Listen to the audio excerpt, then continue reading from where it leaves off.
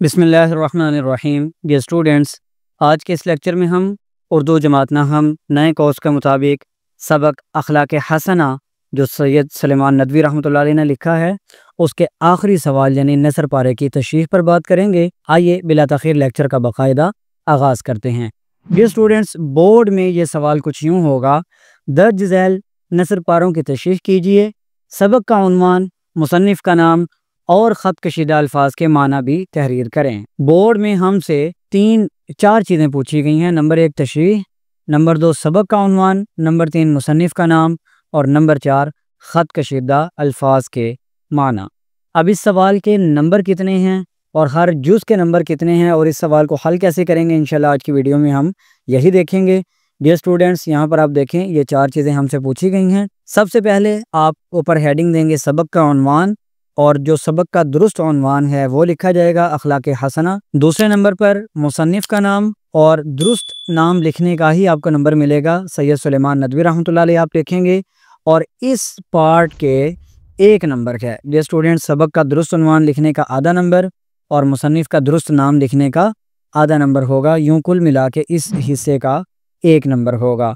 उसके बाद आप ख़त कशीदा अल्फाज के मानी लिखेंगे। ख़त कशीदा अल्फाज के माना यहाँ जो पैराग्राफ किताब में दिया गया है उसमें से जो मुश्किल अल्फाज है वो यहाँ पर पेश किए गए हैं।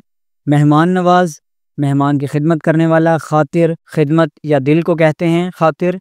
फाका करना, भूखा रहना। गांठ लेते, मुरम्मत कर लेते।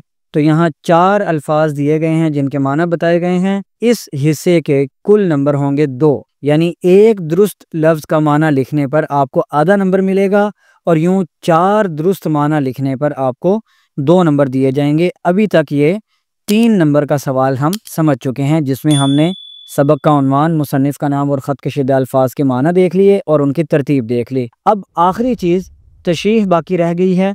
अब तशरीह के डियर स्टूडेंट्स 2 नंबर होंगे।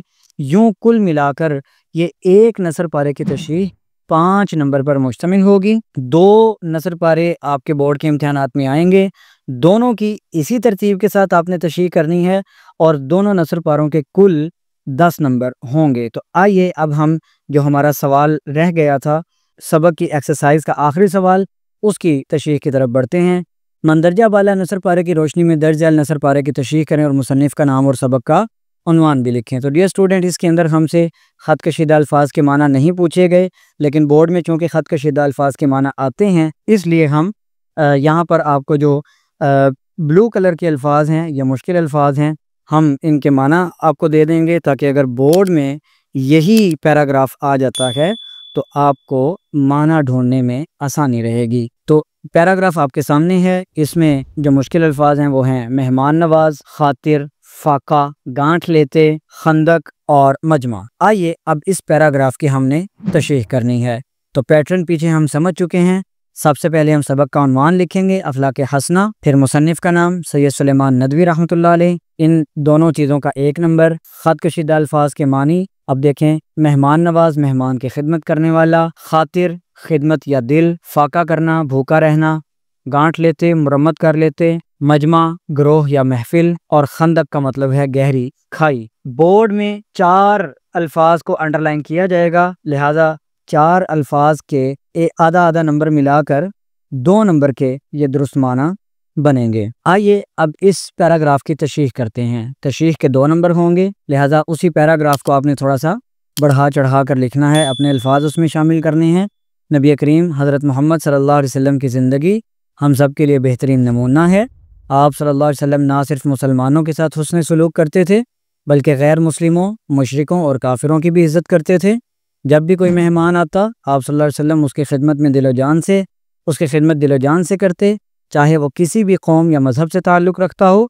आप सल्लल्लाहु अलैहि वसल्लम ख़ुद मेहमानों के लिए खाना पेश करते और उनका हर तरह से ख्याल रखते थे। अक्सर ऐसा होता कि घर में खाने पीने की चीज़ें कम होती, लेकिन आप सल्लल्लाहु अलैहि वसल्लम वो सारा खाना मेहमानों को खिला देते और ख़ुद और आप सल्लल्लाहु अलैहि वसल्लम के घर वाले फाके से रहते थे। आप सल्लल्लाहु अलैहि वसल्लम की मेहमान नवाजी ऐसी थी कि कोई भी शख्स आपके दरवाजे से खाली हाथ वापस ना जाता। आप सल्लल्लाहु अलैहि वसल्लम सिर्फ मेहमान नवाजी तक महदूद नहीं थे बल्कि अपने घर के काम भी खुद करते थे। आप सल्लल्लाहु अलैहि वसल्लम अगर کپڑے پھٹ جاتے تو انہیں خود سی لیتے، جوتے خراب ہو جاتے تو خود مرمت کر لیتے، آپ صلی اللہ علیہ وسلم بکری کا دودھ خود دوہ لیتے۔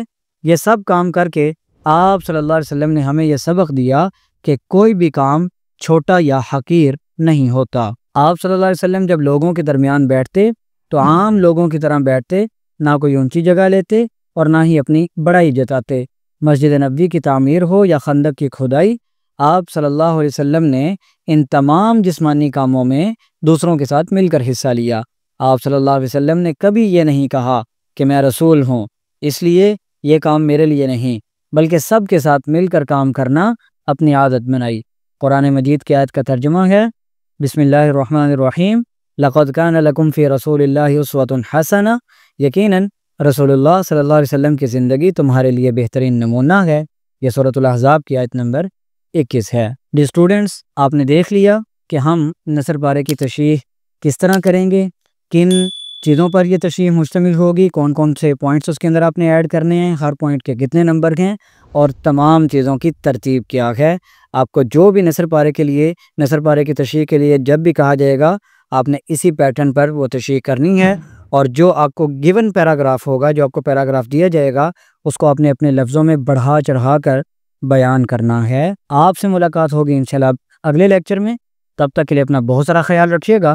اجازت دیجیے، اللہ حافظ۔